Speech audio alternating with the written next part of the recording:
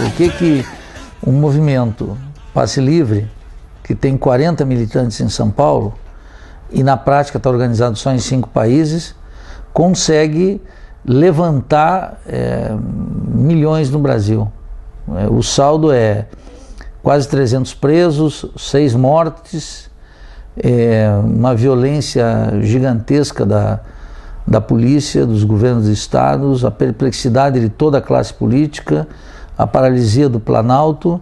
O que nós assistimos em junho foi um processo que, claro que gerou muitas perplexidades, mas acho que o mais interessante é que ele teve como fagulha, né? Fagulha eu acho que é a palavra mais correta, as lutas desencadeadas pelo movimento Passe Livre. Quando a mídia, uma certa versão liberal da crise, começou a falar que não era por 20 centavos, teria que agregar que não era por 20 centavos, era por R$ 3,20, que segundo o movimento Passe Livre, consome em São Paulo até 31% do salário de um trabalhador, quer dizer, um serviço muito ruim, precário, que atrasa violentamente, o trabalhador perde 2, 3, 4 horas por dia de casa para o trabalho e caríssimo. Acho que não dá para começar a falar da luta de 2013 sem falar que o movimento surgiu bem antes e que, se for remontar, as primeiras revoltas foram em 2003, em Salvador, e aí depois teve em Florianópolis, 2004, 2005, há todo um contínuo, inclusive com o movimento autônomo que já vinha de antes, que veio com a Ação Global dos Povos, da campanha contra a ALCA, então tem que ver como um processo. Muitas pessoas da imprensa internacional, de outros países, que não tinham tanto contato assim com o movimento aqui no Brasil, tinham a impressão que tinha surgido do nada, e a imprensa também coloca essa coisa como se fosse um boom, um gigante que acordou e surgiu do nada, e não. Tem muito trabalho envolvido nisso, muita discussão política envolvida nisso, e uma militância que não começou em junho. Diferentemente de outras lutas que a gente fez em outros anos, como em 2011, por exemplo, que o movimento Passe Livre chamava 1 ato por semana, 2 atos por semana, e deixava o resto da semana para fazer articulações, para chamar a população, para divulgar um grande ato na semana, a gente entendeu que essa luta ela tinha que ser de tiro curto, então que a gente tinha que chamar manifestações todos os dias. Muito importante que a gente planejou também é que a luta fosse descentralizada, que diferentemente de outras vezes que a gente fez lutas na cidade de São Paulo, a gente fazia lutas apenas em um lugar da cidade, né? Dessa vez o movimento Passe Livre, devido a um trabalho que a gente tem na cidade há muito tempo, fez manifestações em diversas regiões da cidade. Então é importante que todas as regiões da cidade se mobilizem na luta contra o aumento. E isso também acabou desencadeando uma série de manifestações na cidade e uma série de manifestações no país todo. O nosso objetivo é que a luta contra o aumento saísse do nosso controle. E ela saiu. Na quarta-feira, que barrou o aumento, tiveram 6 manifestações. Nenhuma foi chamada pelo movimento Passe Livre. Algumas foram chamadas por movimentos parceiros, como o MTST, outras não. Foi a população que se revoltou e chamou manifestações próprias.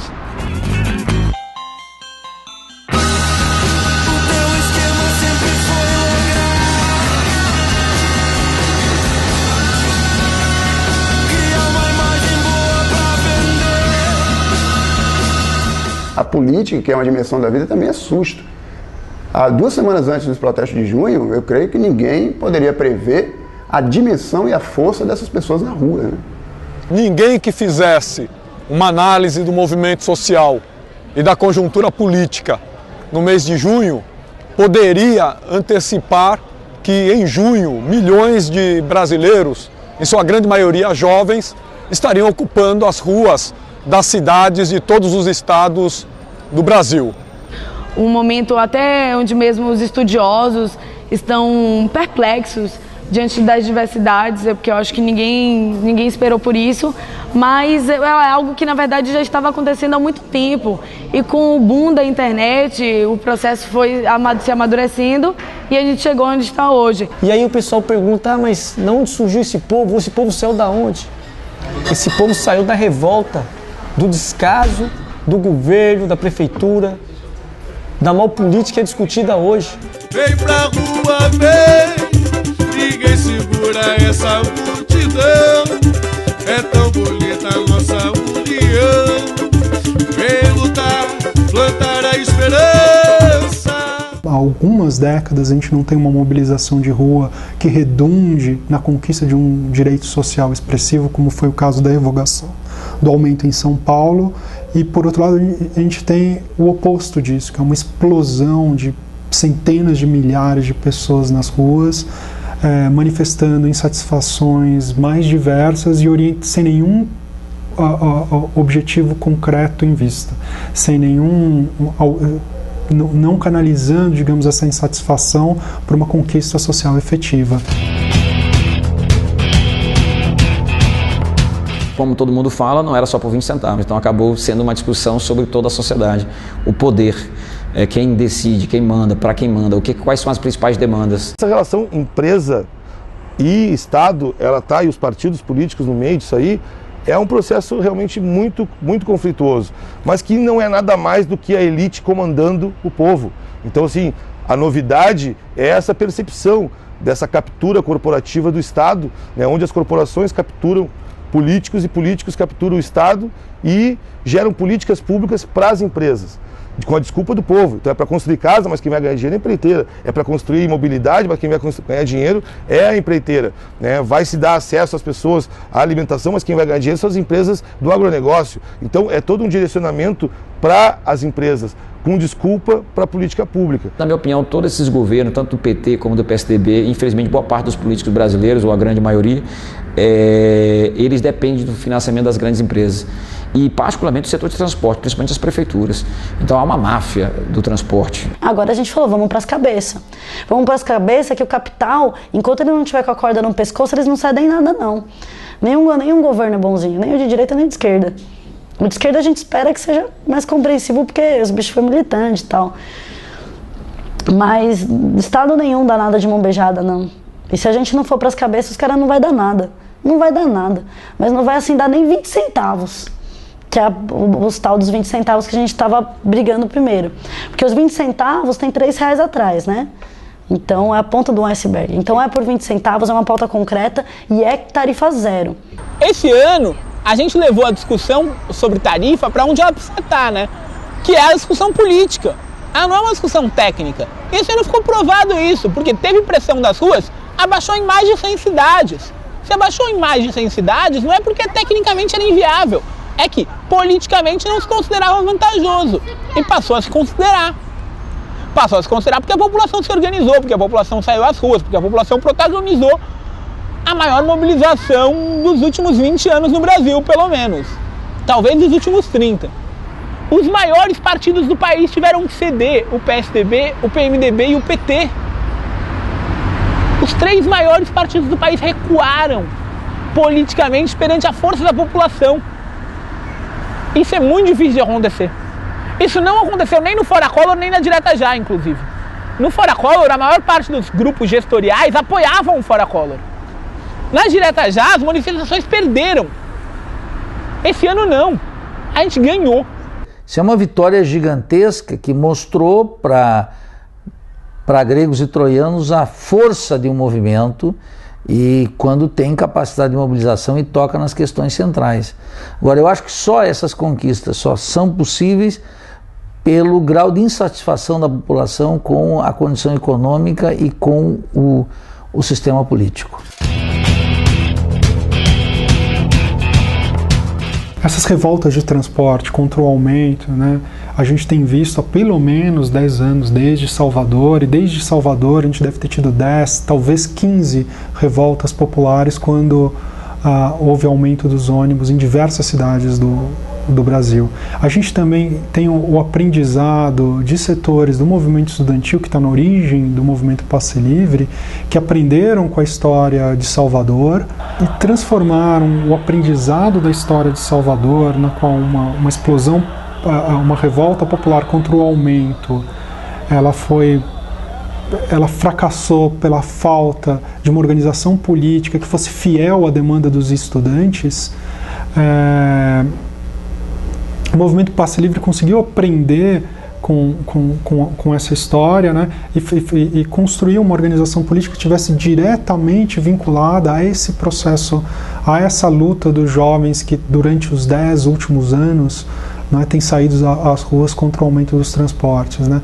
A revolta do Buzu né, acabou impulsionando o movimento Passe Livre, né? E o movimento Passe Livre acabou impulsionando as mobilizações de junho, né? A revolta do Buzu aconteceu há 10 anos atrás aqui na Bahia e já anunciava uma nova forma de fazer política.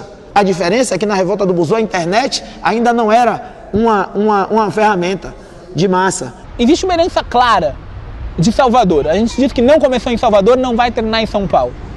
Mas Salvador é um marco, porque foi a primeira grande revolta desse milênio. E foi uma revolta muito intensa. E foi uma revolta que as estruturas hierárquicas mostraram que não dão conta de dialogar com essa revolta. Porque as pessoas se revoltam nos mais diversos lugares, fazendo assembleias, e as estruturas hierárquicas funcionam em outra lógica. E eu acho que isso foi muito bem documentado no seu vídeo, Pronsato, que é o Revolta do Buzu, e a gente usou muito esse vídeo. Fazendo trabalho de base, fazendo atividade em escola. E com o vídeo a gente discutia tanto a questão estrutural do transporte, de como o transporte é organizado, quanto a questão de como se organizar perante isso. E daí a gente pôde trazer uma outra forma de organização, vinda da revolta, mas vinda dessas atividades também, que é discutir uma organização direta, que é a única maneira de potencializar essa luta, de dar um sentido para essa luta que seja realmente transformador.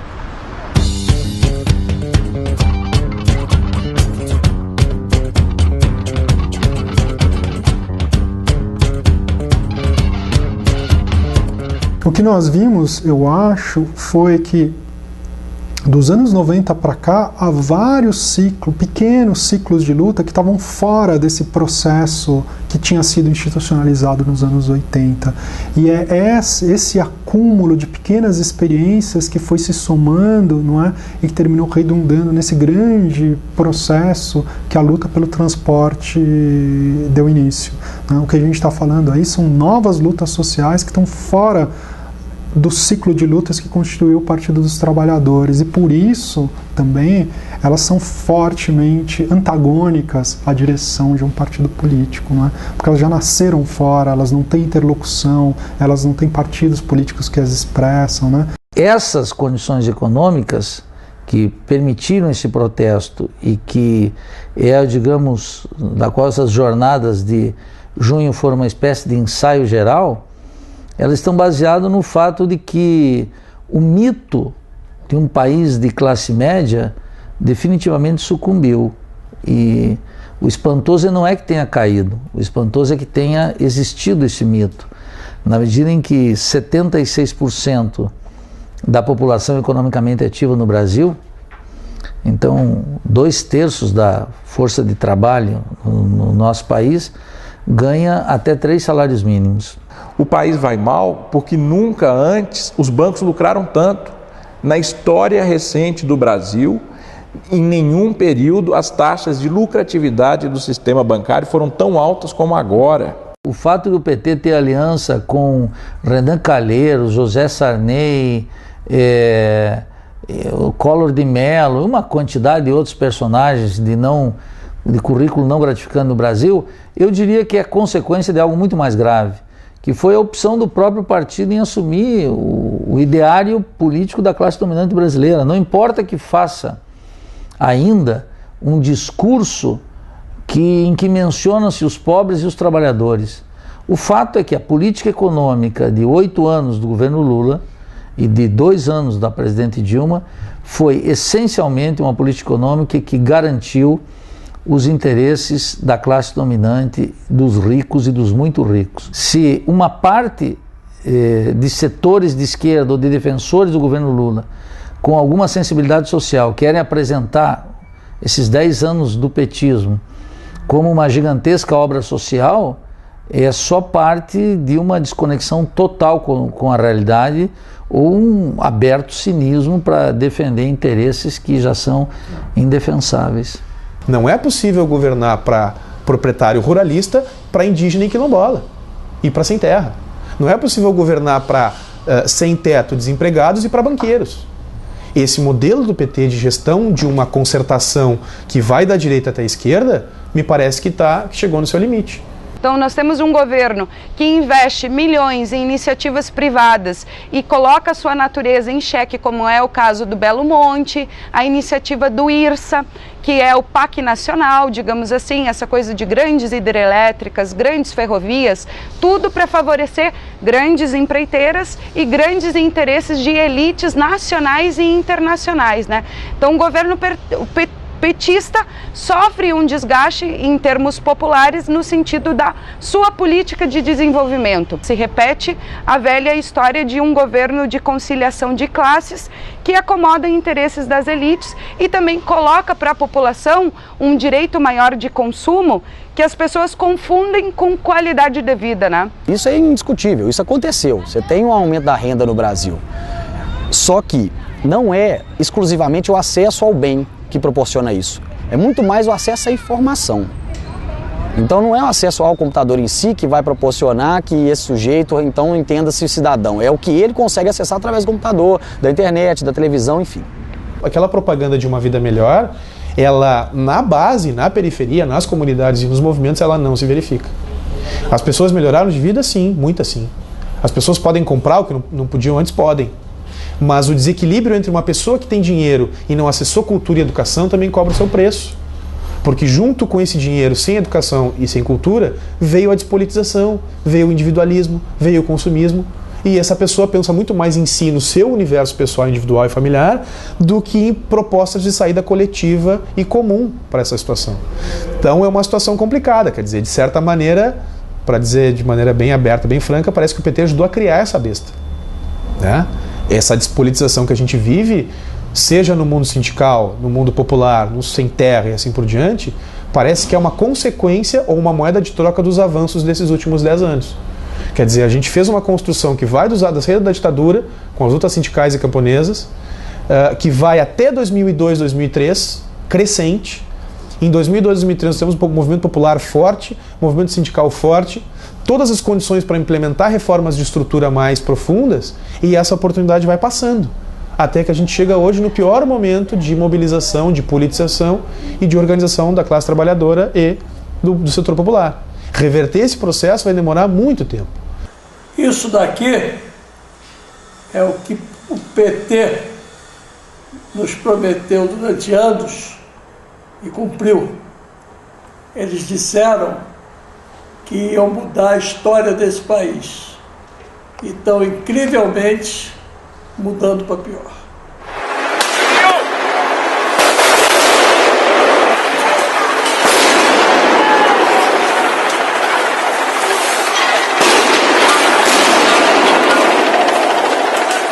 Crítica que de imediato se referia ao fato de que era um movimento espontaneísta, sem liderança, sem propostas claras e, enfim, isso para mim remete justamente a um condicionamento, digamos, teórico, intelectual, ideológico até, na medida em que perde de vista a possibilidade de outras formas de ação, outras práticas que não se remetam exatamente a esse modelo histórico que já leva mais de 200 anos, ou seja, a forma partido, uma maneira institucional e uma maneira hierarquizada de processar a luta. Hoje o modelo brasileiro, embora pluripartidário, existe um monopólio da estrutura partido, né? E os partidos, de um tempo para cá, inclusive os movimentos sociais, eles têm que, de alguma forma, se alinhar ou se aliar a partidos para poder acontecer na esfera institucional efetiva. E os partidos, a forma como o modelo político tem se desenvolvido, se enrolado no Brasil nos últimos anos, tem deslocado a esfera política, né, da sociedade. Essas forças sociais democráticas não foram capazes de romper os limites conservadores e elitistas da sociedade da prática política no Brasil. Eles conseguiram marchar ao máximo, ao que parece, dentro desses limites. Eu sou da opinião de que o Partido dos Trabalhadores é a experiência histórica de partido mais importante que nós temos, porque ela levou ao limite até onde pode a forma partido. justamente porque a gente não tem nenhuma grande construção histórica em nenhum outro lugar do mundo que eu tenha consciência de que movimentos sociais fundaram um partido e não o contrário, não um partido que se infiltraram nos movimentos para dar linha política nos movimentos. Essa é a forma leninista tradicional. No Brasil a gente teve o contrário, foram os movimentos que se articularam para ter uma expressão política, e por isso o Partido dos Trabalhadores tem historicamente, digamos, essa pauta participacionista muito forte. No seu desenvolvimento ele vai se institucionalizando e canalizando todas as suas energias para a disputa institucional nos parlamentos, em outras esferas de articulação. Esse esforço institucional fez com que esse processo se distanciasse dos processos sociais que continuavam com as novas gerações. E esse outro processo, ele não tem mais como ser integrado no esforço, né? Essa experiência histórica já chegou ao seu limite. Eu acho que o Partido dos Trabalhadores, com todos os seus defeitos, é tão bom quanto um grande partido de massas pode ser. E o fato dele ter chegado a limites muito claros mostra os limites dessa forma de atuação política que é a forma partido. E eu acho que esses novos movimentos, eles vão partir deste patamar, que não dá para refundar o PT. O problema não foi que o projeto do PT foi traído, o PT foi tão longe quanto aquela forma permitia ir, e não é muito longe.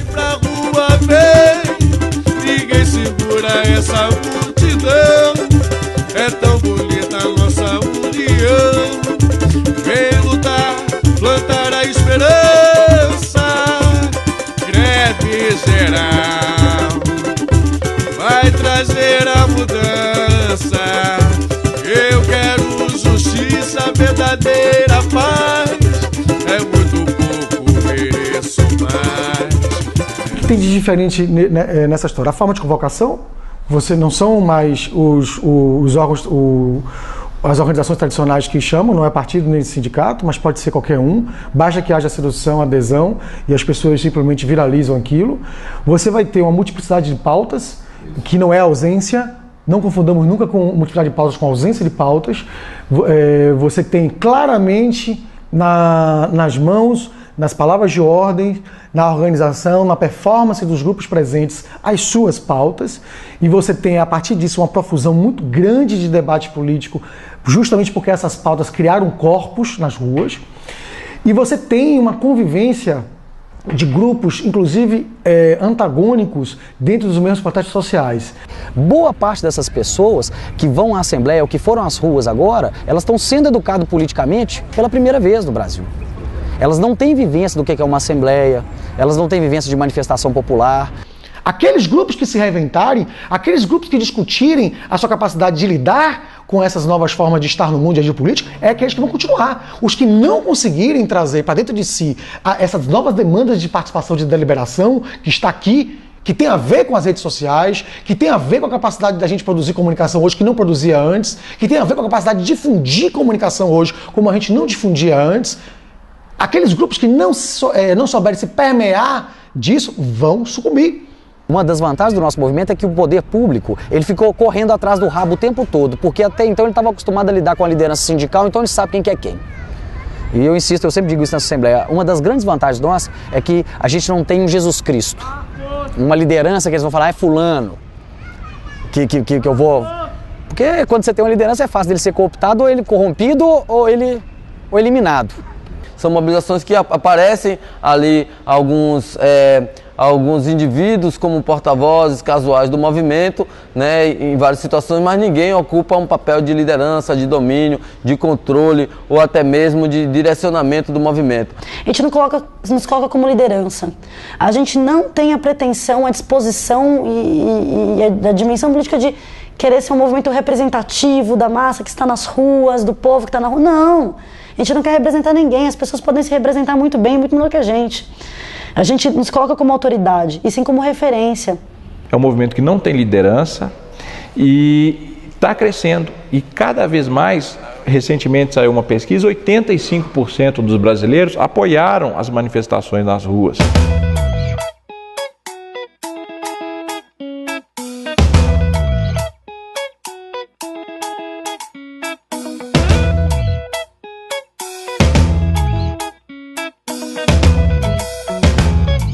Isso que acontece aqui agora no Brasil e que vem acontecendo no mundo já ao longo de 10 anos, essas ações com esse formato, dessa forma, que imediatamente sugerem um espontaneísmo, não é nada gratuito, não é nada tão espontâneo como parece aos olhos de mentalidades esquemáticas e que se remetem a modelos tão pré-estabelecidos. E eu acho que isso é um fundamento de uma ação libertária, de uma ação que prima pela ação direta, que descarta a representatividade, que descarta a ideia de um poder localizado em algum espaço específico, que descarta a ideia de um poder situado na figura de um presidente, de um governador, de uma assembleia legislativa, e traz o poder para o nosso espaço, o espaço desde o nosso corpo a esse corpo conjugado com outros, na perspectiva de uma ação coletiva que, a rigor, não precisa estar tão definida, tão pautada numa unidade, digamos, ideológica, mas sim numa unidade de ação. Essa dicotomia, para mim, entre organização e espontaneísmo, organizacionismo e espontaneísmo, é uma falsa dicotomia. Todas as ações espontâneas levam você a algum nível de organização no decurso do tempo. Seja em meia hora, você pode ver quantos grupos se formaram, quantos grupos se organizaram no enfrentamento da rebelião da presidente Vargas. Você vai ver quantos grupos se formaram no enfrentamento do levante da Alerj. Em questão de minutos, de momentos. Como você vai ter também movimentos de organização que vão fazer uso desse respiro do novo, desse respiro do acaso, para se remodelar. Então, para mim, essa dicotomia entre organização e espontaneísmo não interessa, está tudo sobreposto nesse momento. O que, na minha opinião, eu estou mais preocupado em estar atento é a capacidade de enfrentamento, que quaisquer que sejam esse processo, a capacidade de enfrentamento que nós estamos tendo. E aí sim é um diferencial. A capacidade de enfrentamento hoje, seja por organizações que estão se formando agora, ou seja por grupos espontâneos que estejam se formando e se dissolvendo agora, o que interessa é a capacidade de enfrentamento. Porque nós podemos fazer alianças, Pronzato, momentâneas. Nós podemos fazer alianças de que durem 1 hora, 2 horas para fazer um certo tipo de ação. Isso, inclusive, pensado na hora, a partir do acaso, da espontaneidade. Entre mim e você e uma terceira e quarta pessoa que a gente não conhece. Como a gente tem trabalhos de organização, de fazer parte de coletivos de muito tempo. O que interessa em ambos os casos, na minha opinião, é a capacidade de enfrentamento que ambos os processos têm. E eles vão se cruzar, como se cruzaram. Pegando a experiência de São Paulo, no movimento Passe Livre, é justamente uma interessante combinação de espontaneidade e organização política. Porque o MPL, na verdade, ele nasce com as revoltas espontâneas, ele nasce com o aprendizado das revoltas espontâneas, o entendimento da legitimidade das revoltas espontâneas e da oferta de uma organização política para dar expressão política às revoltas espontâneas.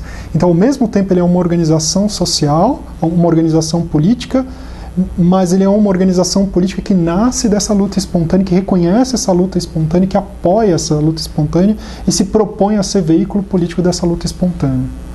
A primeira vez que a gente tem movimentação, mobilização, manifestação de massa sem uma condução única ou sem uma direção da grande mídia, com um caráter fortemente espontâneo, com participação intensa de grupos anarquistas e de uma forma nova de mobilização, de protesto, de expressão da revolta popular. O espontaneísmo é justamente algo que pode ter sido, ou que pode ser arriscado, mas pode ser justamente o precedente para transcender, para dar o salto, para sair dos esquemas. Isso é o que é mais importante, superar os esquemas, sair dos esquemas e forjar um processo que é apaixonante, é potente, justamente porque é imprevisível.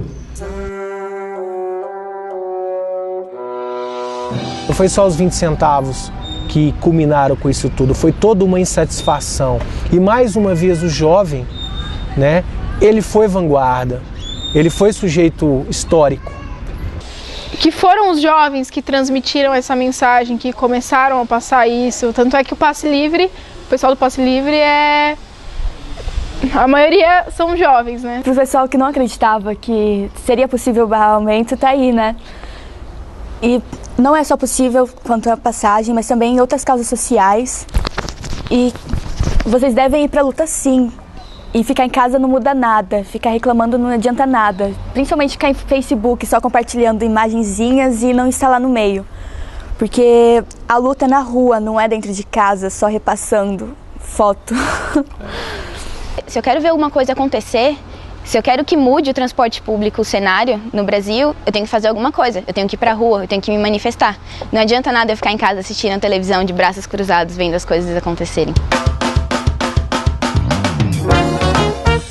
Rede social pra gente é a mesma coisa que celular. Facilita, ajuda. Que bom que tem um celular que eu posso ligar pro cara e falar, olha, já fez isso, não fez? Blá, blá, blá. Facebook também. Facebook, quando falam, que MPL é um movimento que faz coisa pro Facebook, mentira. Tamo na rua todo dia. Todo dia, assim, domingo a domingo, 24 horas, cara. A gente não sai da rua. Se a gente tá, ou a gente tá numa quebrada, mesmo que seja num boteco trocando ideia com o pessoal, ou então ajudando os caras a fazer uma mobilização contra um despejo, a gente tá conectado. É a rua, são as pessoas, são as relações e que se fazem aqui, sabe? Tipo, eu vejo as pessoas, a gente tá junto com elas, a gente faz coisa junto. E não é Facebook, Facebook quebra um galho, porque aí o cara entra de madrugada no Facebook, opa, vai ter tal coisa, tal horas. Esqueci o horário da manifestação, vou entrar no Facebook e vou ver. É um catalisador? É. Assim como um aparelho celular pode ser. Não é o Facebook não faz mobilização, quem faz é o povo, mobilização. Sair às ruas cumpre um papel pedagógico, mas nós precisamos de instrumentos para que isto seja operacionalizado no cotidiano. Que as pessoas possam discutir, que as suas discussões sejam deliberativas e que transformem a sociedade. E acredito que nós estamos criando os meios para isso. E sem ufanismo tecnológico, que não é a minha área de jeito nenhum, acho que a internet cria bases para isso que não existiam antes. Então nós podemos falar de sociedades de organização popular agora de uma maneira que certamente não podíamos falar antes. Antes você podia falar isso em microcomunidades, onde as pessoas podiam se reunir para deliberar. Agora você pode fazer uma reunião de milhões de pessoas. Acho que é importante ter claro que essa ideia de internet 2.0 ou internet participativa, ela surge dentro do movimento altermundista, dentro do movimento anticapitalista, né? Antes dos centros de mídia independente não existia publicação aberta na internet. Não existia.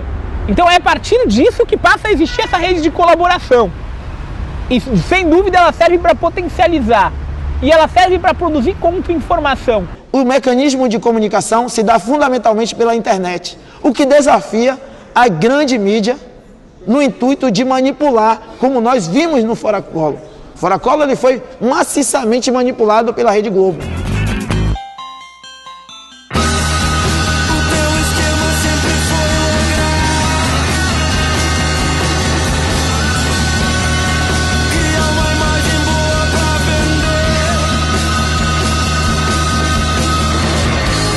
Essa direita e para essa mídia, a Copa, nesses moldes em que ela está sendo estabelecida no Brasil, tá bom. Porque, enfim, com a FIFA a gente traz as grandes marcas, as grandes multinacionais, que estão muito confortáveis nessa estrutura, seja na construção dos estádios, seja nos negócios todos que giram em torno do futebol nesse período e vão girar no Brasil. E, nesse sentido, mais uma crítica ao PT, de não ter feito nenhum tipo de resistência às condições da FIFA, né? No sentido de que o legado da Copa fosse muito mais positivo para a população do que negativo. Essas comunidades que já estavam articuladas, também por conta do Comitê Popular da Copa, que é um movimento que tem surgido por causa dos mega eventos, começaram a sentir necessidade de se inserir nesses protestos, porque uma das principais bandeiras que eles levantavam era contra os homéricos para a Copa do Mundo, contra a especulação imobiliária, o encarecimento de vida da cidade. Tanto que um dos grandes gritos desses levantes não vai ter Copa. As pessoas gritam isso porque a Copa está trazendo e as pessoas estão sentindo uma série de transformações na vida. E as pessoas falaram, existe uma Copa excludente, comercial, né, com objetivos mais financeiros do que do espírito popular do futebol, porque perde-se o caráter popular na Copa do futebol. E as pessoas ficaram também, isso veio à tona, né? Veio à tona como uma revolta. Tanto que houve gritos de que não haverá mais Copa, houve gritos de... Não é contra o futebol, mas é contra o modelo da Copa e como ele foi colocados sem discussão popular, de forma excludente, superfaturamento dos estádios. Nós aqui em Belo Horizonte, nós vimos lá 40 mil pessoas às ruas querendo entrar num espaço que era de direito, que é a região lá do Mineirão, que de uma hora para outra era uma região que não pertencia mais ao Estado brasileiro, é uma região que não pertencia mais a Belo Horizonte, a Minas Gerais, à população em geral, pertencia a um grupo específico e aos patrocinadores desses mega eventos. Não existe em nenhuma parte desse país, e a mídia não falou isso, um estado que o brasileiro é proibido de ir e vir. Acima de tudo, no Estado democrático de direito, que eu costumo falar que é um Estado democrático de direito privado, que é garantido os interesses do capital, qualquer um de nós tem o direito de ir e vir, mas na chamada área FIFA, nós tivemos esse direito negado. Segundo a Polícia Rodoviária Federal, mais de 80 mil pessoas se reuniram nos arredores da Arena Castelão, horas antes do jogo entre Brasil e México, pela Copa das Confederações da FIFA. Governo investiu onde? Político só se esconde. Saúde e educação não, mas te querem com fome. Sem os nutrientes necessários para raciocinar. São 10 milhões no desvio da merenda escolar. Livros não tem explicação, é piada. Por isso que ao invés de humilhação nós quer agência bancária. Esta classe média, inclusive até mais proletarizada do que a do final dos anos 70, que vai para as ruas agora, é também, e não é gratuito isso, ela é também aquele setor social que nestes 10 anos de governo petista menos ganhou. É um setor social que viu os mais ricos dispararem na riqueza e ganharem cada vez mais, e viu os mais pobres do que ela ascenderem socialmente.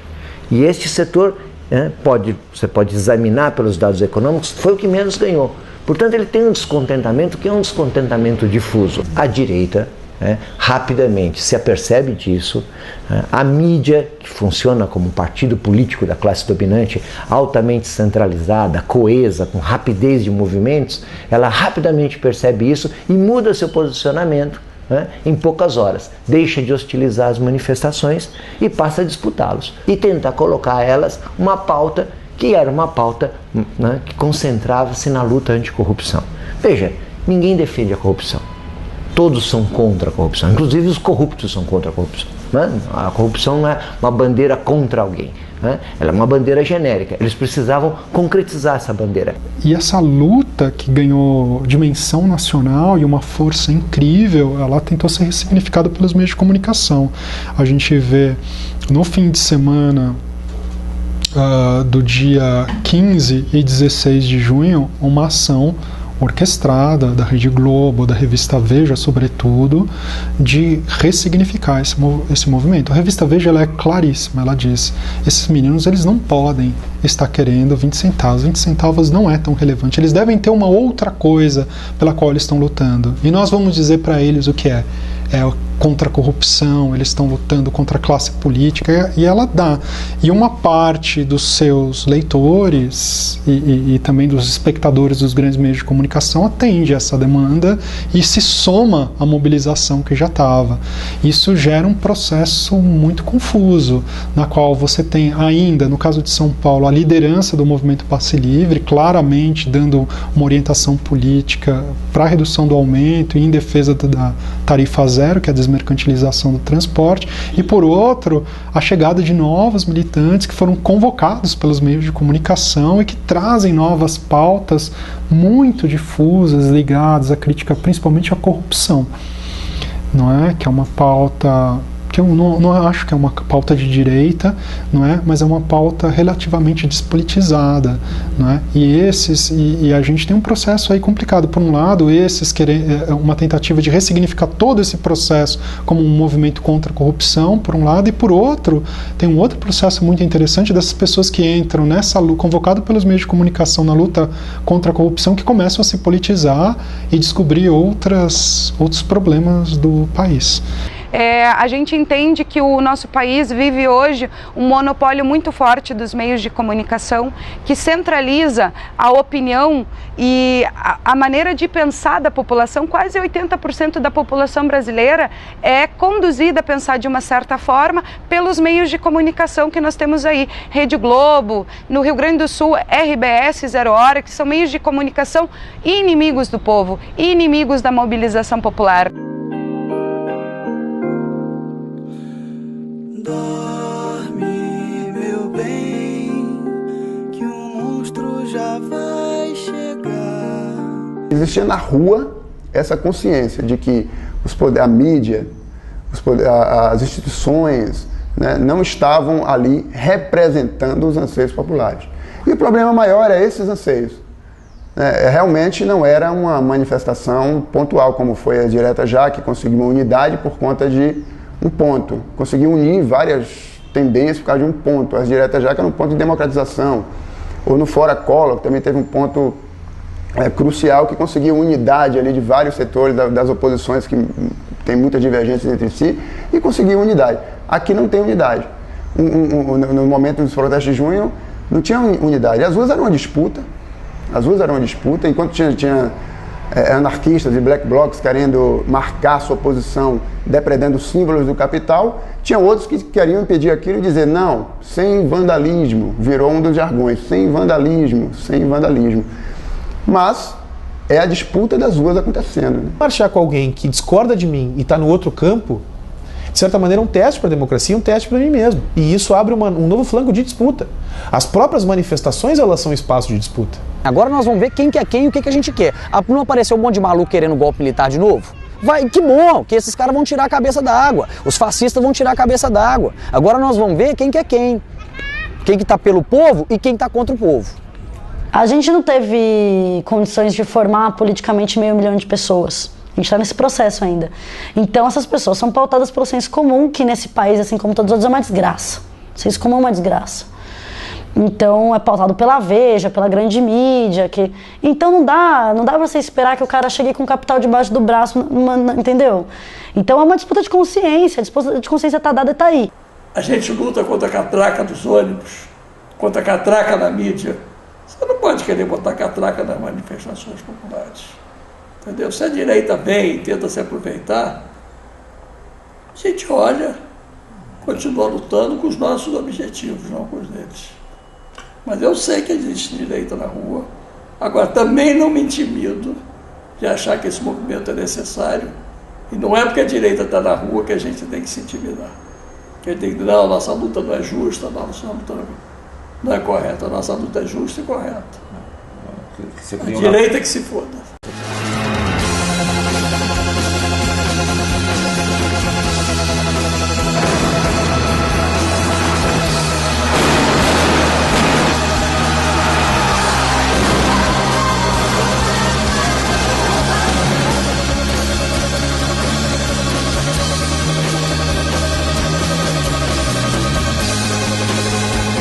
O PT entrou em um alarmismo terrível de golpe, né? Uma histeria maluca de que estava se concretizando um golpe, né? Um golpe daquele do estilo clássico. Derruba o presidente pela via provavelmente militar e se coloca lá um fantoche ou os próprios militares assumem. Então, esse argumento de que essas manifestações, em certa medida, poderia dar margem a um avanço da direita, ou como se disse em um momento, como um precedente, um caldo para o fascismo, parece uma afirmação mais do que equivocada, e se não de má fé.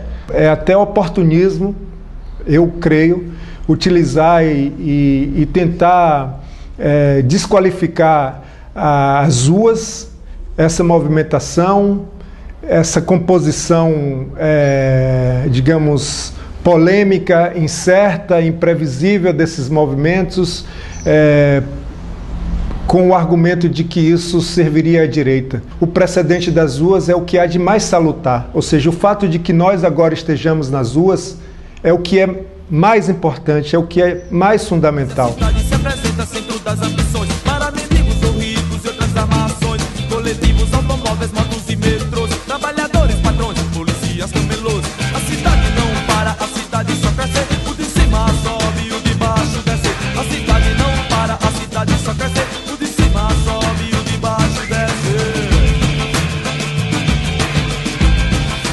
Essa extrema-direita saiu da história, dessa história por enquanto.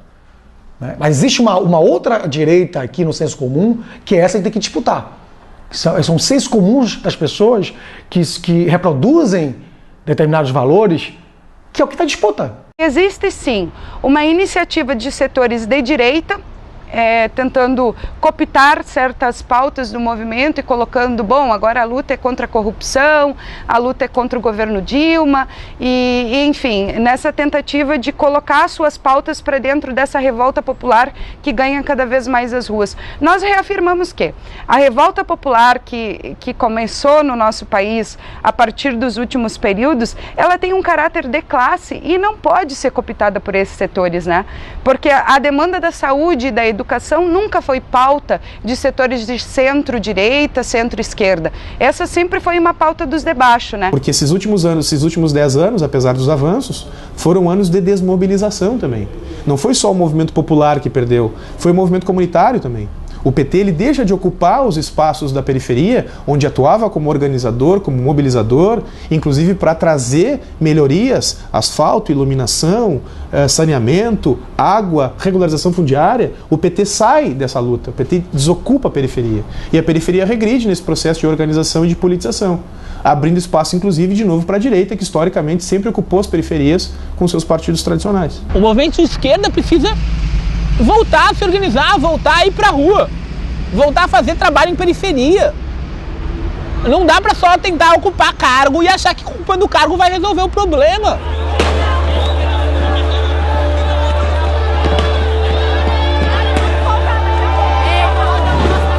Assim, um processo de fascistização da sociedade, e esse processo é reforçado por toda essa maneira como esse aparato repressivo continua montado, como o muito mal chamado Estado Democrático de Direito tem atuado. Na verdade, esse Estado de Direito não é nada mais que o Estado penal, que tem na sua essência, né, a guerra generalizada contra os pobres, que foi isso que a gente viu. Tem na sua essência também uma política de encarceramento em massa, a criminalização dos movimentos populares, né, esse genocídio institucionalizado contra jovens, negros, pobres, indígenas. Então é isso que está prevalecendo aí. A primeira chamada que a gente via para os setores organizados era de que o gigante acordou, o Brasil acordou e as organizações oprimidas, as pessoas das comunidades ressaltando que nunca dormiram, né? A violência de Estado que vive as comunidades, que os negros que são assassinados, a juventude negra que é assassinada no nosso país a todos os dias, a fome que o nosso povo passa ainda, a falta de educação, saúde, enfim, esse programa mínimo, digamos assim, que não consegue ser executado pelos governos que estão aí e nem por essa democracia representativa e tampouco pelo projeto de desenvolvimentismo que o governo PT alicerçou no nosso país. O Brasil não acordou agora, não. Quem vai nessa o gigante acordou é porque estava dormindo mesmo. Porque a gente sabe que os setores populares, os indígenas, a luta dos afrodescendentes brasileiros, a classe trabalhadora brasileira, essa nunca dormiu. As periferias nunca dormiram. A gente que é militante de base, pelo menos há algum tempo, sabe disso. Mas esse setor de classe média, que se viu limitado na sua existência, no deslocamento urbano, no espaço público e na cultura, esse sim, digamos assim, ele explodiu, né? Ele explodiu e ele não aceita mais essas limitações.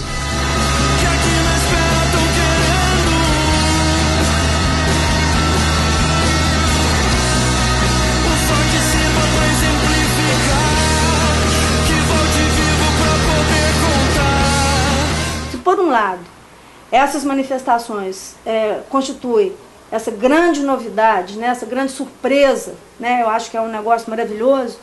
Por outro lado, teve uma contrapartida disso, que foi uma repressão nunca vista, nem durante a ditadura militar. A gente foi reprimido, né, tem sido reprimido duramente, tem pessoas até que estão... Tem gente que perdeu a visão, né, tem gente que está com traumatismo craniano, tem gente que está com a perna deformada, tem gente que está presa, tem gente que está respondendo processo, por conta de um processo de criminalização do movimento que ocorreu, que é um movimento que tinha uma pauta, que é uma pauta extremamente justa e que foi tratado como uma pauta de criminosos, né? Qual é o elemento diferencial do que aconteceu agora? Quando a repressão se coloca de forma mais candente, ela é mais visualizada pelas redes sociais, no ato onde houve o confronto na Consolação, o ato subsequente é o que gera a maior solidariedade.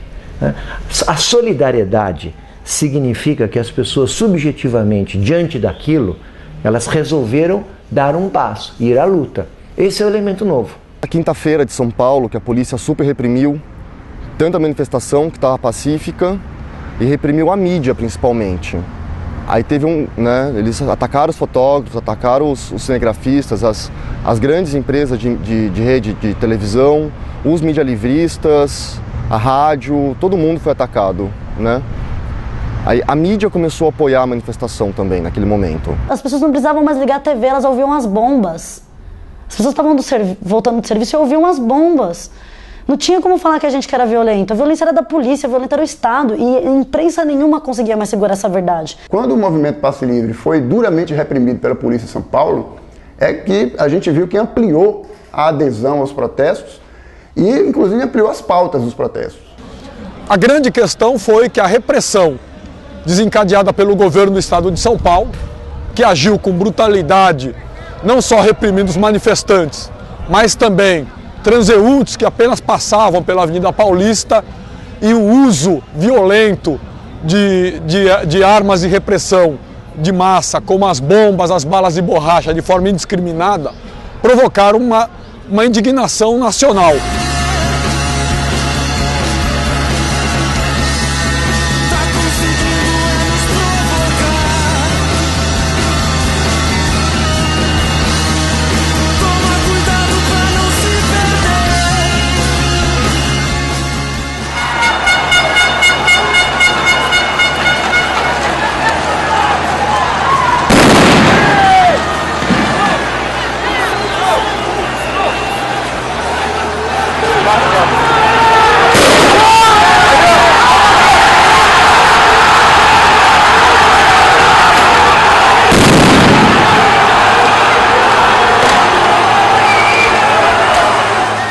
E a gente acredita que uma das questões é a desmilitarização da polícia, né? E como construir esse processo de tirar essa possibilidade de repressão, né? Do jeito que hoje está, cada vez mais armada, com ferramentas, né? Tipo, que se dizem não letais, mas que geram sequelas a várias pessoas para o resto da vida.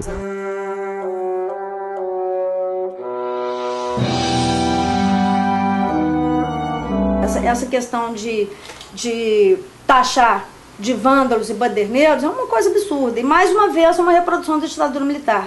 Porque na época da ditadura militar, todos aqueles opositores à ditadura também eram considerados as minorias trêfugas que deviam ser combatidos, os inimigos públicos que teriam que ser eliminados.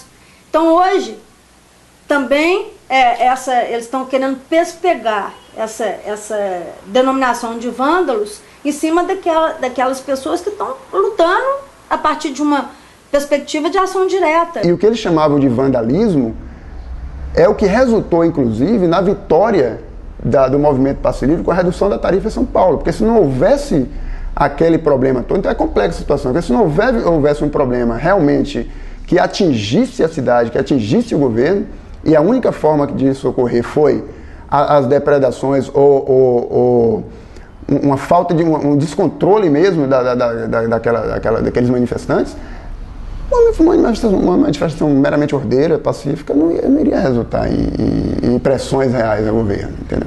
Bom, acho que vândalos são povos germânicos, né, que invadiram Roma, né, há muito tempo atrás, né, digamos assim, no final da Idade Antiga. Então, não, as pessoas que estavam na rua não são vândalos, pelo contrário, eram manifestantes normais, pessoas que estavam na perspectiva de manifestar as suas reivindicações diante do Estado. E diante da repressão que ocorreu, né, da violência da própria repressão policial, foi que acabou insurgindo a revolta popular. Hoje, o surgimento do Black Bloc é o que tem de novo nesse momento político brasileiro e sobretudo carioca, né? Então a gente pode perceber que o Black Bloc, não só o Black Bloc, como diversas outras composições anarquistas, elas tiveram participação efetiva, sobretudo na autodefesa da população diante do ataque policial, diante do massacre policial que foi feito sobre essas manifestações, né? E havia conflitos, houve casos de manifestantes entregarem outros, que eram chamados de vândalos, porque eram manifestantes que estavam na linha de frente, enfrentando as tropas de choque, né? E muitos desses confrontos, onde a polícia iniciava o confronto e os manifestantes reagiam com pedras e muitas vezes depredavam símbolos do capital, como por exemplo bancos, né, eram depredados e tal. E aí a gente percebe-se que eram depredações pontuais, né, de símbolos. E era também uma reação, porque a única forma de você continuar sua manifestação era essa diante da agressão policial. Aí a imprensa começou a fazer aquele recorte dos vândalos e dos pacíficos. O movimento não compra isso daí, não. A gente acha que vândalo é o Estado. Se tem um vândalo, esse vândalo é o Estado. Então, se o cara saqueia um saco de arroz, ali saqueia uma televisão de plasma, seja lá o que for, não sei. Se o cara vai lá e arrebenta tudo porque não aguenta mais ser tratado que nem sardinha no ônibus lotado, ter que tirar dinheiro do arroz e feijão para pagar ônibus, esse vandalismo é o primeiro, ele só está respondendo de forma digna. E aí, a gente aponta que a preocupação da imprensa é muito mais se queimou ou não queimou a lixeira do que se bateu ou não bateu no manifestante. Então, para a imprensa é tranquilo depredar pessoas, agora depredar coisas não pode. A gente tem sido depredado cotidianamente há muitos anos. Acho que desde sempre, né? Desde que existe poder, desde que existe uma classe que está no poder, a gente é sempre depredado fisicamente. Agora não pode quebrar um vidro, agora não pode quebrar uma lixeira.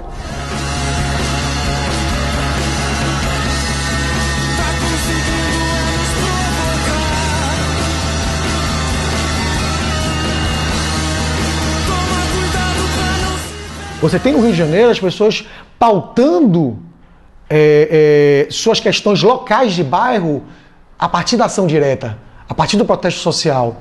Coisa e com uma visibilidade e com a capacidade reativa, né, de enfrentamento que hoje está em níveis de ousadia, em níveis de coragem que você não encontrava de uma forma tão contundente até pouco tempo atrás. Nós consideramos que, inclusive, as ações diretas com violência contra o patrimônio são extremamente legítimas e elas precisam fazer parte desse processo, sim. Elas não acontecem por acaso, elas têm um foco muito definido, são extremamente politizadas também, né? Tanto que os alvos são muito claros, né? Os alvos são os bancos, né? os próprios públicos e por aí afora. Quando se quebra um banco, é um ato político. Quando se quebra lojas de empresas multinacionais, óbvio que é um ato político. E ele é mais político ainda depois que se toma bomba de efeito moral, bomba de gás lacrimogênio, toma tiro de bala de borracha, cacetada da polícia. Esses bancos foram destruídos porque vivemos no capitalismo neoliberal caracterizado pela financiarização da economia, na qual os bancos são os grandes favorecidos. E a população sabe disso, né?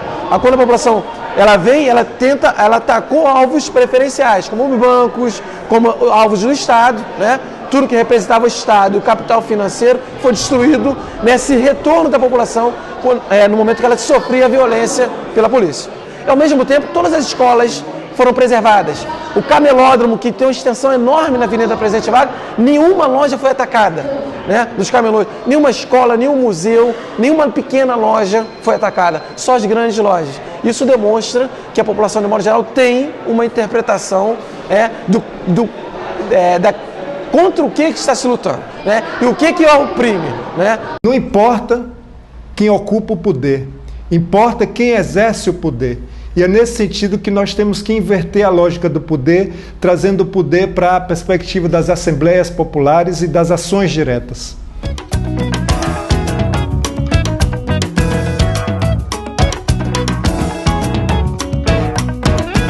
A partir das jornadas de junho, as autoridades, né, não só o governo federal, mas também os governos estaduais e os governos municipais tiveram que dar uma resposta.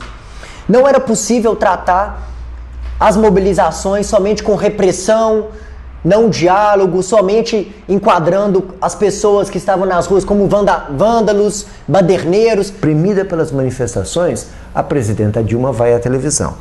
Na televisão ela apresenta uma proposta extremamente avançada, que é a realização de uma Constituinte exclusiva, né, a ser definida em plebiscito. A resposta do governo federal, né, foi uma resposta muito limitada, né, mas que apontou, né, para a necessidade de abrir, né, de oxigenar a política desse país. Esse é um tema central.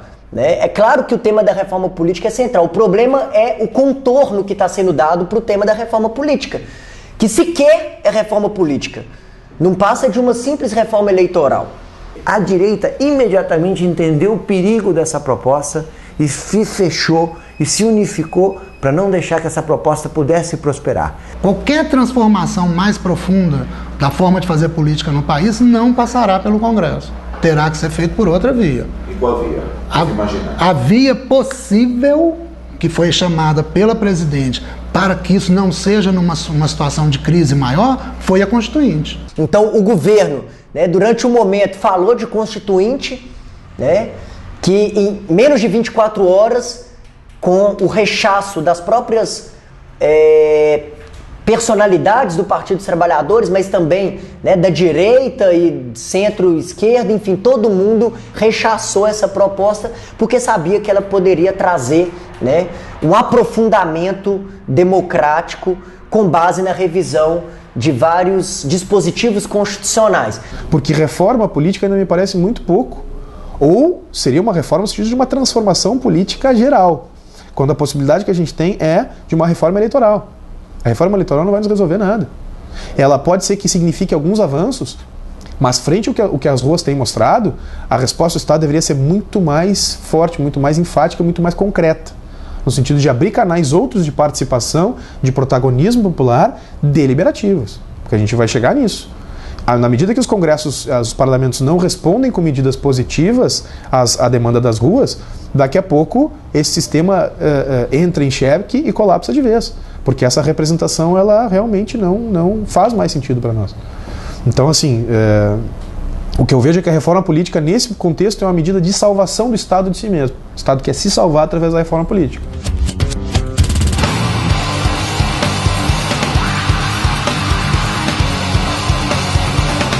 O mais importante que eu vejo no que tem acontecido no Brasil e, de certa forma, no mundo nos últimos 10 anos é a necessidade de uma radicalização da democracia, né? A questão das estruturas tradicionais de representação, elas estão em crise, elas estão em xeque. E o Estado se mostra, de certa maneira, assustado com tudo isso. A continuidade desse movimento, como, por exemplo, aconteceu no Egito, ou aconteceu na Turquia, elas tinham objetivos muito maiores e bem focalizados também. Em ambos os casos, você está em conflito direto com o governo e o objetivo é a mudança de regime, a derrubada do poder local, né, do governo. Isso não é verdade no Brasil. Quer dizer, não existe um conflito claro e específico da sociedade brasileira com este governo. Não existe uma perspectiva positiva hoje apresentada no Brasil com a possível derrubada deste governo. Mas existe como o governo, como o Estado. Com o Estado, sim. Mas não faz sentido, eu acredito, hoje no Brasil, uma continuidade de movimentos de massa cujo objetivo seja a desestabilização deste governo. Em relação ao governo federal, há também uma pauta circunstancial. Existem grupos que sustentam uma crítica ao governo federal, ao grupo que está no poder do Partido dos Trabalhadores e tudo mais, mas também não é só essa.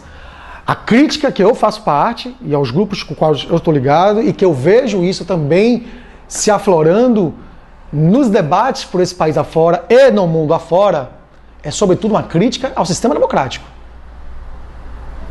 São desejos que não encontram respaldo, se é que alguma vez encontraram, que não encontram respaldo dentro das estruturas de deliberação desse Estado. Nesse sentido, quem está ocupando o espaço de poder vai ficar na linha de frente. O que na minha opinião, consegue unir e fazer entender tudo o que está acontecendo é, sobretudo, uma luta de aprofundamento da democracia, de radicalização democrática. Acho que a democracia representativa é sempre uma forma de usurpação da autonomia popular. Sempre uma forma de você delegar a um terceiro a decisão que deve ser sua. Eu sou, nesse caso, muito partidário da fórmula que o Marx cunhou, que eu não sei se você se lembra, para uma sociedade futura, que são os indivíduos livremente associados. Né? Então nós estamos buscando isso, uma sociedade de indivíduos livres, autônomos, que se autogestione e que, portanto, a necessidade de representação deve ser mínima ou desaparecer. Responder a crise de representatividade, para mim, é o vetor principal dessas manifestações, entendeu? Radicalizar a democracia é o anseio dessas pessoas que estão nas ruas, né? Ou seja, tornar a democracia mais democrática e resgatar dos grupos de poder que capturaram essa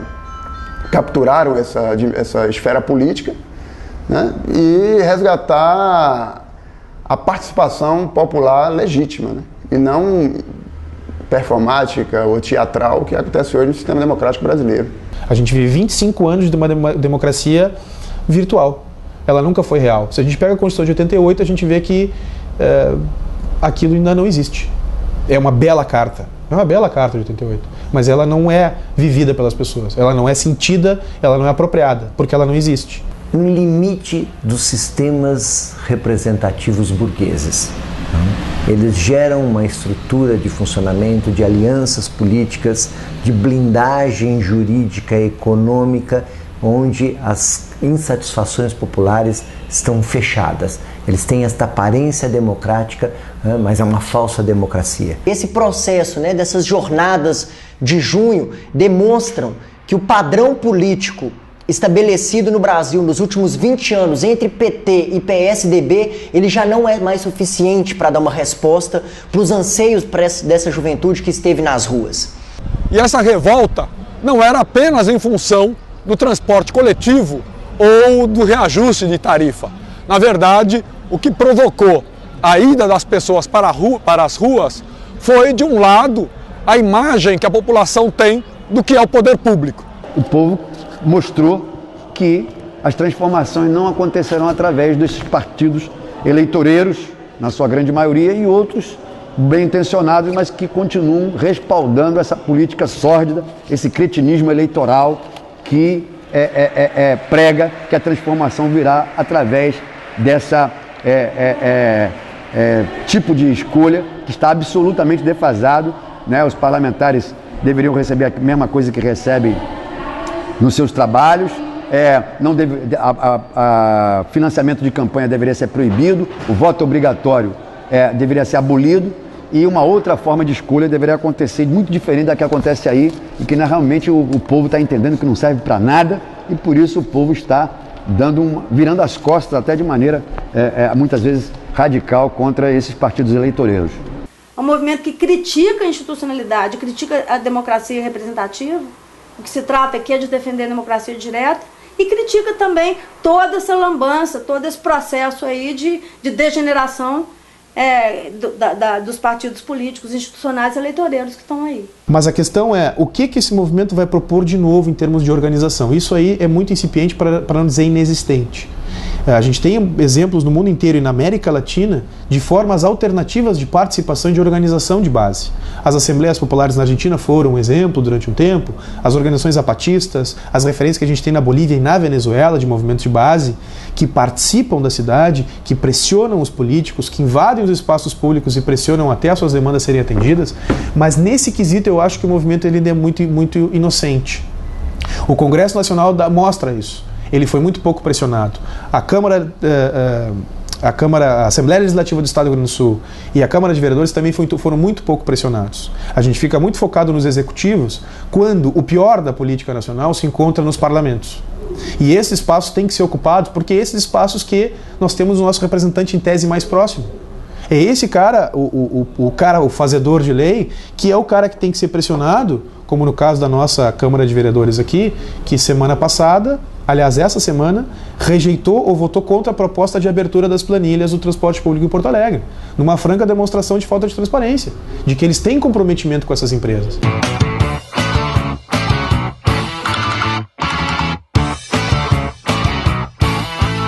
Acredito que as pessoas estão buscando experimentar novas formas de se fazer ouvir.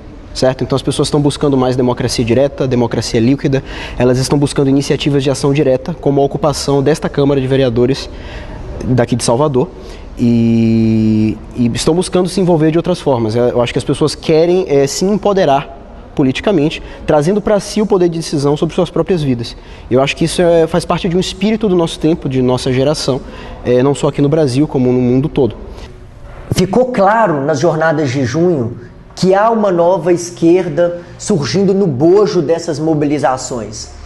Uma esquerda que já não mais aceita, né, a burocratização tão comum, né, a estrutura sindical, que já não mais aceita, né, a representação como referendar decisões somente de uma cúpula partidária, de uma cúpula sindical. É uma esquerda que prima pela diversidade, é uma esquerda que prima, né, pela horizontalidade, e aí tem um risco que devemos tomar cuidado de se confundir, né, o autoritarismo com a autoridade, de se confundir a horizontalidade com o assembleísmo, enfim, esse é um desafio, mas que trazer o tema da horizontalidade, da participação direta, da democracia direta, claro que é fundamental, para entender os erros que essa esquerda tradicional, muitas vezes insensível ao clamor dessa juventude, essa juventude que quer dizer o que sente, essa juventude que tem uma cara nova, que é a cara do urbano, que é a cara da cidade e que entende que as contradições do capitalismo brasileiro não se reduzem às contradições entre capital e trabalho, não se reduzem à contradição no pé da fábrica, mas são contradições novas e que demandam respostas novas. Nós queremos participar sim, a política nos interessa, a política com P maiúsculo, não é uma pequena política partidária institucional que se tornou cada vez mais distante, cada vez mais sem sentido para a população, que eu acho que essa é a grande mensagem das ruas. Nós somos políticos e queremos participar da política, aprendendo a fazer e ensinando a fazer política, fazendo uma nova política. O fato de que seja plural, diverso e, como eu disse, aparentemente incerto, é outra coisa também que fez com que, ou faz com que a esquerda tradicional, as organizações tradicionais pensem que essa generalidade é uma coisa que não teria um propósito ou não teria uma força capaz de produzir uma mudança efetiva. É tudo o contrário, porque justamente o precedente e essa generalidade é o que possibilitou, por exemplo, o caráter massivo dessas manifestações. As manifestações não acabaram, as manifestações venceram. Elas venceram, gente. Isso é lindo. Venceram em mais de 100 cidades. Foram mais de 100 cidades que revogaram o aumento. As duas maiores cidades do país revogaram o aumento. São Paulo e Rio de Janeiro revogaram o aumento. Isso é uma força impressionante. Qual vai ser o saldo organizativo disso para a esquerda? Está em aberto. Existe uma disputa por esse relato. Se nós vamos lembrar desse mês de julho como a luta do movimento Passe Livre que ganhou o aumento e colocou a tarifa zero no horizonte da política, ou se nós vamos lembrar desse junho quando centenas de milhares de pessoas saíram abraçadas na bandeira brasileira com apitos gritando contra os políticos de uma maneira, digamos, estéril. Eu acho que nesse momento é o momento da gente fazer essa disputa da narrativa histórica que vai ficar, e eu espero que fique justamente essa história da luta social, do movimento Passe Livre, que construiu a partir de uma organização, de um trabalho de base de praticamente 10 anos, que redundou numa revolta popular contra o aumento e conseguiu não apenas revogar o aumento, como colocar em pauta um projeto muito radical de desmercantilização do transporte. Eu não tenho a ilusão de que todas as pessoas vão passar a se organizar imediatamente. Não é tão fácil a organização, mas tem uma mudança de cultura política. É uma mudança muito grande. A gente conseguiu construir e pautar na sociedade uma cultura de mobilização popular e uma cultura de ação direta. Quando a gente pensa que a luta acabou, ela vai, renasce, ressurge, recria novas formas de ação, e você tem então, a partir de alguns tempos para cá, uma indignação popular como há muito tempo não se via nesse país. Vivemos então um antes e um depois na história do Brasil com essas mobilizações. Nenhuma análise das jornadas de junho, desse processo que o país viveu, esse processo intenso de mobilizações de dezenas, centenas de milhares de pessoas, nenhuma análise ainda pode ser conclusiva. Então eu vejo como um processo inaugural muito salutar, muito potente, muito referencial de algo novo. Embora esse algo novo não se defina. E isso é uma coisa boa. Eu acho que as manifestações já mudaram o país. Não mudaram efetivamente, mas mudou o estado de ânimo das pessoas e pode ter mudado os rumos daqui para frente, porque muitas pautas, embora não sejam postas pela manifestação, são reflexos dela. O acaso da história foi muito boa, citando até uma frase de Lênin, tem tempos que nada acontece, mas tem semanas que décadas acontecem. Foi a maior manifestação popular da história do Brasil. O maior levante popular da história do Brasil. Pelo que aconteceu no nosso país, a gente acredita que vai entrar na história. E se precisar lutar de novo, a gente acredita que vai precisar. Vamos de novo fazer o Brasil tremer e balançar. E a luta continua, 2014 está aí. Acho que tem muito... Não é o fim nem o começo, sabe? Não é o fim isso aqui, isso daqui é só o começo, inclusive.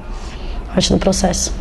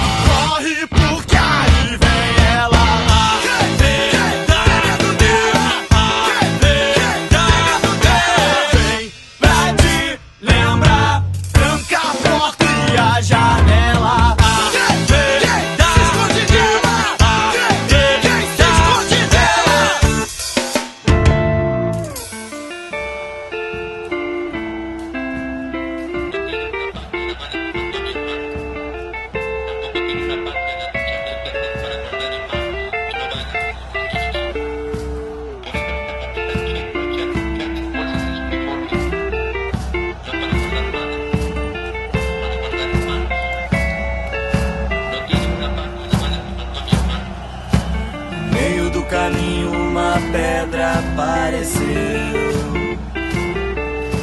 No meio do caminho uma pedra apareceu.